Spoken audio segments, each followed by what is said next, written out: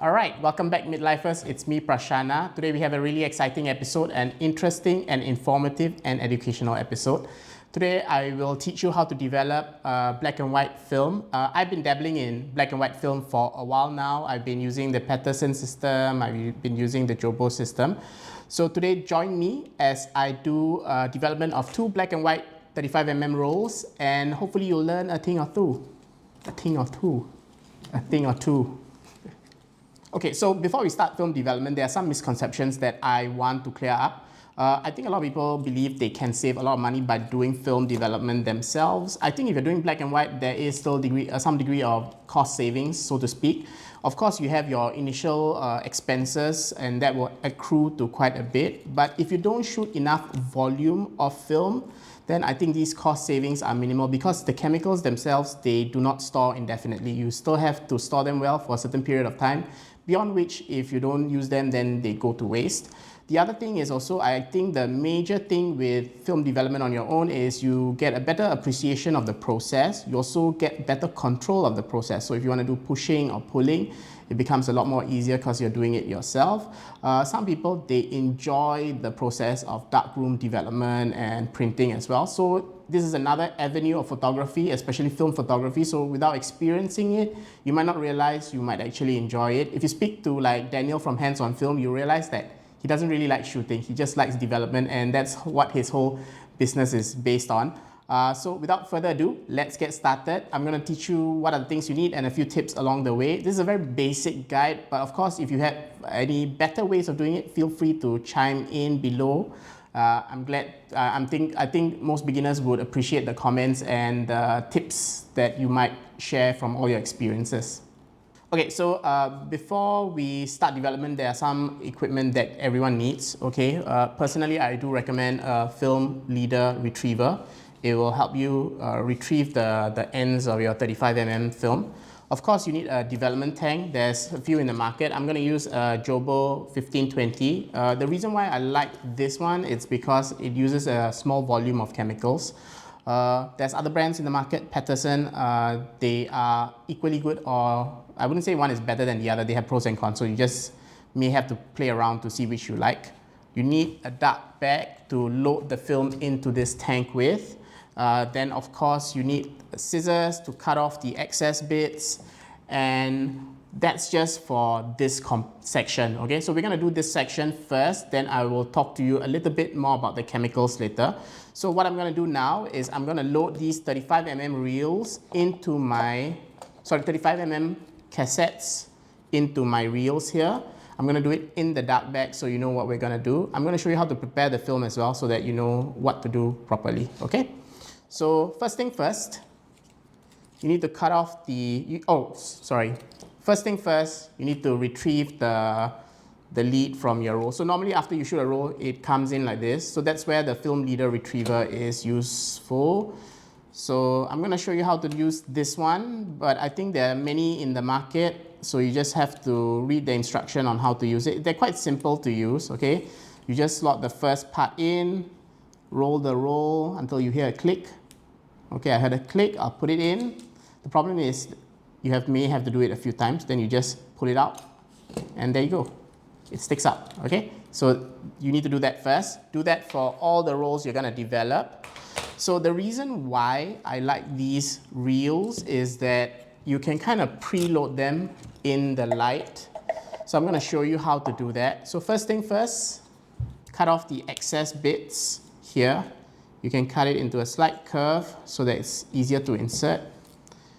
Some of you might know how to do a clip test of the film. So sometimes some people use these ends to test whether the chemical is still working, especially if they've been storing it for a while. I'm not going to go into that because this is a very beginner tutorial. So I'm going to cut this as well. Okay, going to put it aside. So now I have like these ends that are slightly curved, and I'm going to preload each reel so that when we go into the dark bag, it's a bit easier. So what I'm doing is I'm just inserting the beginning part into the reel and making sure it's inserted. Because if you don't do it here, you're going to do it inside the dark bag, and it's a lot harder when you can't see. My advice, pro tip, okay, if you will, is to use one cartridge. You just expand one cartridge practice doing this in an open area with your eyes closed.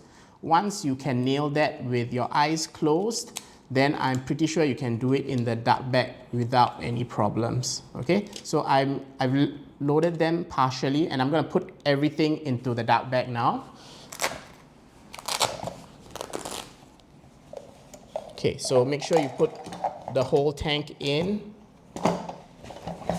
Okay, then you put your reels in, and don't forget the scissors. Then you close your bag, make sure it's fully closed. And then we're gonna just unspool the film into the reels. Unfortunately, we don't have X-ray vision, so I think Ian will just fast forward this part up.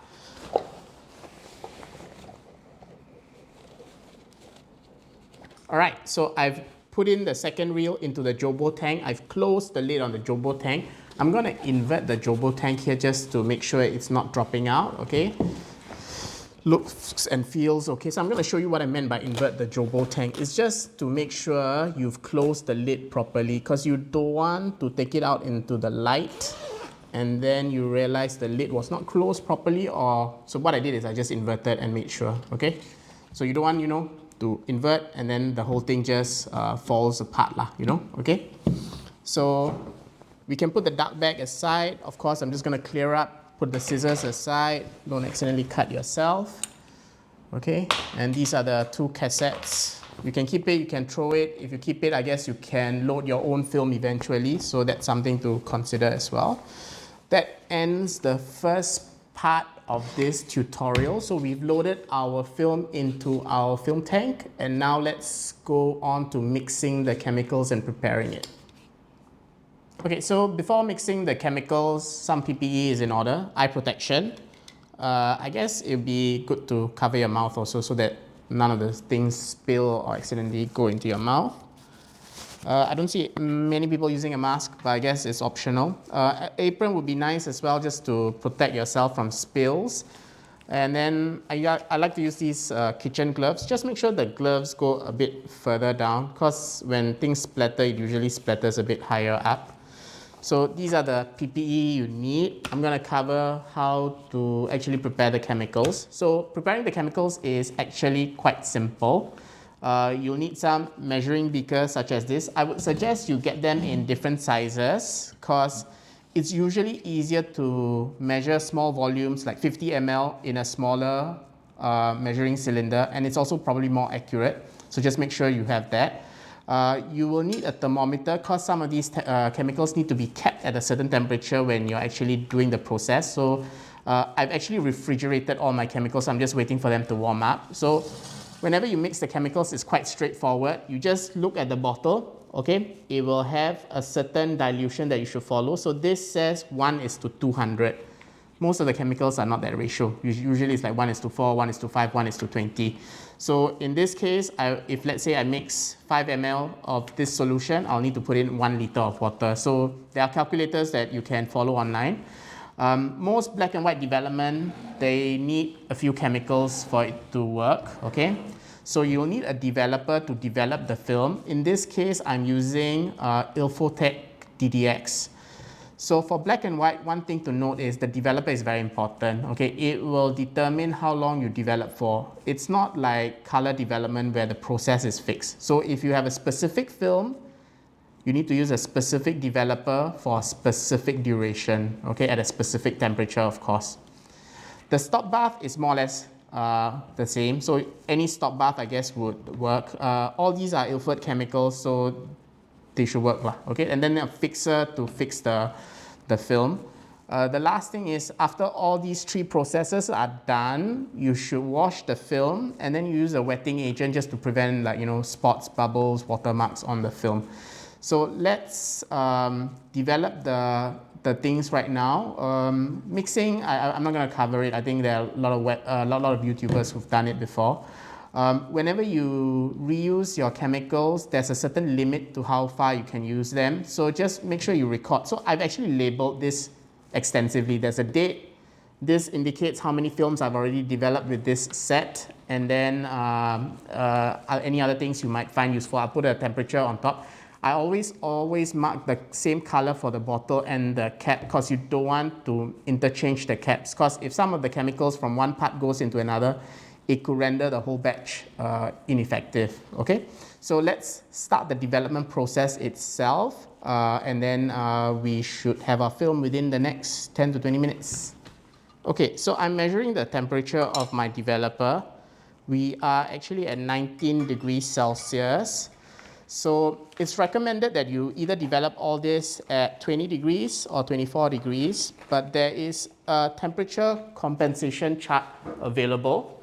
So I'm just gonna grab it on my laptop. I'm gonna see what is the temperature required for HP5 Plus using DD-X, okay, at this temperature. So at 20 degrees, it's recommended that I develop for 9 minutes. Okay, so if you go to Ilford's website, you have all these documentation available. So if you look at this, for HP5 Plus, for DD-X developer, I'm supposed to develop for 9 minutes if I shot it at ISO 400. So if you're pushing, pulling, then all this will come into play, but we are not. We're just developing a standard development, 9 minutes at 20 degrees Celsius. But of course, in this case, I'm not gonna do it at 20 degrees Celsius. We're doing at 19. So just give me a second. Let me just pull out the other one. Okay, so if you're developing at something non-standard temperature, just follow the chart here. So this is 20 degrees at 9. So at 90 degrees, we will need to do 10 minutes of development, okay? Okay, so we are at 19 degrees. So the time and temperature for the developer is the most crucial. We're gonna develop for exactly 10 minutes. I'm just pouring it in.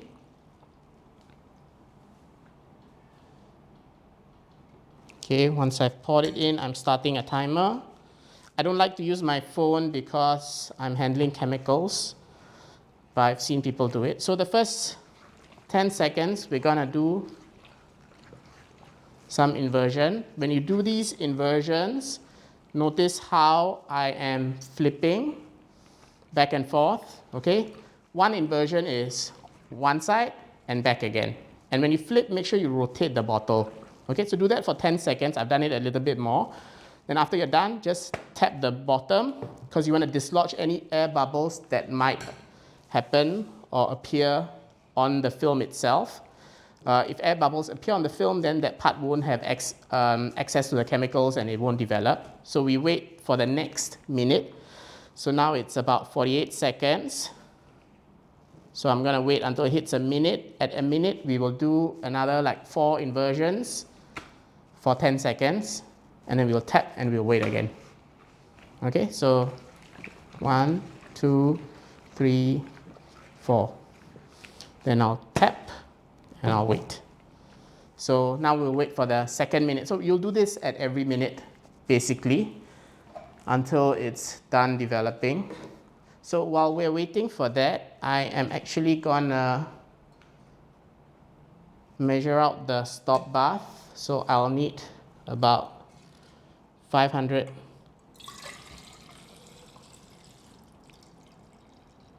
ml of that for this tank. So I'm basically preparing the next chemical while I wait. So there are sometimes some time savings where you can wash the equipment as you're waiting for it. But if it's your first time, I would suggest try not to multitask. You're gonna mess up somewhere. So just keep it simple. Black and white is quite forgiving. Just follow the instructions. So we're coming to the second minute, same thing, okay? Remember, invert and rotate the film tank, okay? 10 seconds, tap. Some people like to tap on the tabletop. Up to you, doesn't really matter. So I don't know whether Ian will fast forward this. So we're gonna do this until we are at the 9th minute mark. All right, so we're at 8:40 seconds, okay? We're approaching the 9th minute, which will be our final inversion with the chemicals developer, okay? I'm gonna do one round, then I'm just gonna prepare to get ready to pour it out. At the same time, I'll get my stop ready. The stop bath and fixer, there's no maximum time or exact time. Stop bath, I think a minute should be enough. If you do a bit longer, there's nothing wrong with it. Fixer, 2 to 3 minutes, 2 to 5 minutes. Anything longer is okay. You can't overstop, you can't really overfix within reasonable degree. So we're at 920. I'm just getting the chemical ready.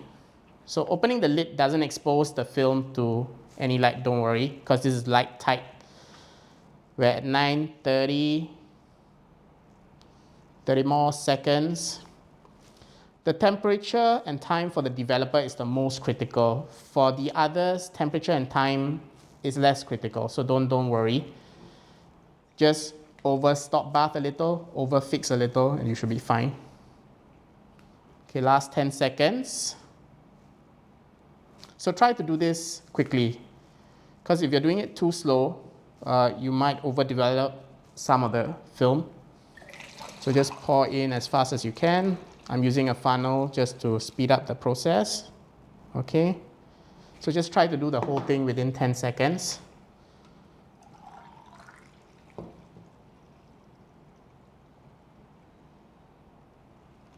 Okay. Pour it in. Just gonna close the lid. Shake it for about 10 seconds. Tap, and then I'll just wait a minute, okay, just to make sure it's fully stopped. Also, certain developers are maybe like tailored for very hot climate, so temperature control becomes less sensitive. It also depends on the style of development you're doing, whether you're using like a machine process or you're doing like manual hand inversion. So all these factors will come into play on developer choice. Okay, so I've poured back the stop bath. We did about a minute of stop. Okay, now I'm gonna pour the fixer in. This part, as I said, timing isn't as critical, so you can take your time, do it properly, do it slowly. So I'm measuring out about 500 ml. Okay, I'm gonna pour that in.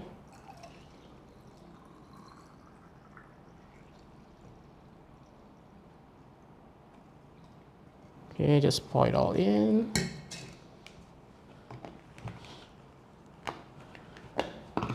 Close the lid. Just gonna reset the timer. Do 10 seconds of inversion. They do say sometimes you shouldn't invert too fast because you might have some search marks on the film. Ian had an important question just now. He was asking, does the developer really matter? As in, do you need a specific developer for a specific film? Not really. I believe all black and white developers should work with all black and white film. It's just that certain developers, they may enhance the grain, they may enhance the contrast, or if you're trying to push film, certain developers work a bit better. So just do some research on this. If you're not sure, I think don't worry. Just go with something standard like DD-X. Use standard film like any of Ilford's line, and you should be quite safe. First few times, don't try to push, don't try to pull. Just get through the process, get a successful development, and pat yourself on the back, okay? Don't overreach. So I'm gonna just complete up the fixing. Then after that's done, we're gonna do a wash.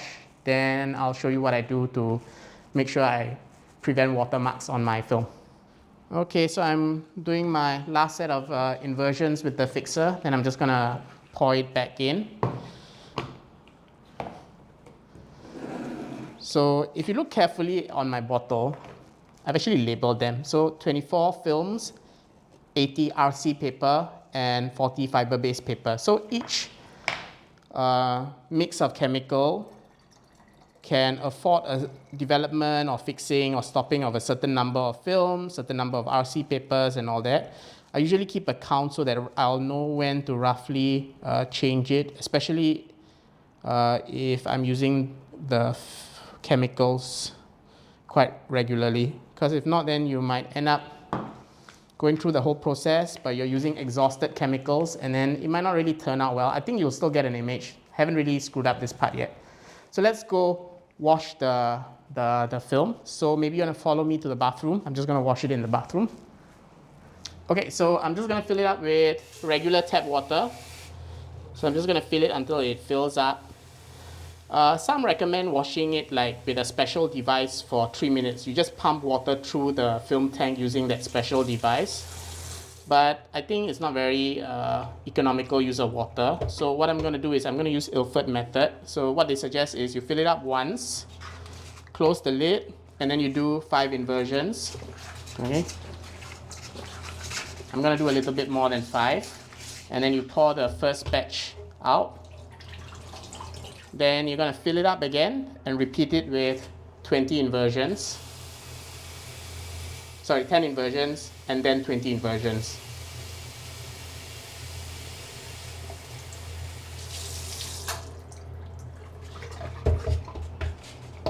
Okay, so same thing.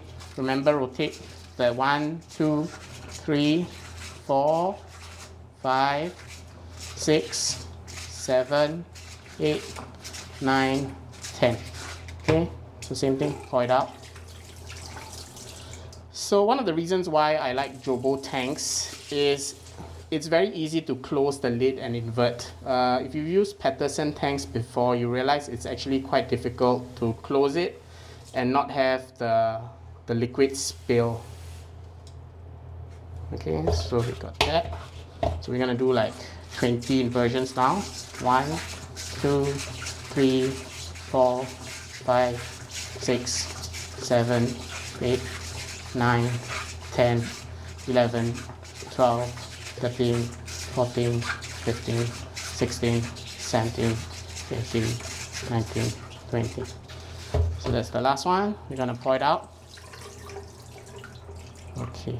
So the problem with tap water is depending on where you live, it might have heavy mineral content. It may leave water spots on the film. So I'm going to show you what you're going to do. You're going to use a wetting agent. Okay, so to prevent water spots, I'm going to use a wetting agent. I'm going to use this. It's Ilfotec. Basically, you mix it in the ratio. Unlike the other chemicals, I'm not going to reuse this. So I'm going to use it one shot. And I've diluted it with distilled water so that there is no mineral content inside. Ideally for your chemicals as well, if you can, try to mix it with like distilled water. Perhaps for black and white, it's less important, but if you're going to develop like C41, all this, I do worry that maybe some of the mineral content in the water may affect it. So similar to the other chemicals, just close the lid. You're going to do like 10 seconds of inversion and then tap, and then we're just going to leave it for a minute. While we wait for this to actually work its magic, you can actually remove all your PPE because everything should be clean. You shouldn't have any chemicals on you if you did it properly. What I like to do is I like to label my chemical bottles to just indicate how many film I've used. So for this DD-X, I'm just going to add in 2 more lines just to show that I've used 2 film. Same thing with the stop bath, so that way I can keep count and know when my chemicals have been exhausted. And since the wetting agent is a one shot, I don't have to worry about counting for it. I'm going to make sure the correct lid is closed, okay? And then let's pour out the wetting agent. I'm going to pour it out, I'll come back, and then I'll show you the film. All right, so you need to hang your film to dry.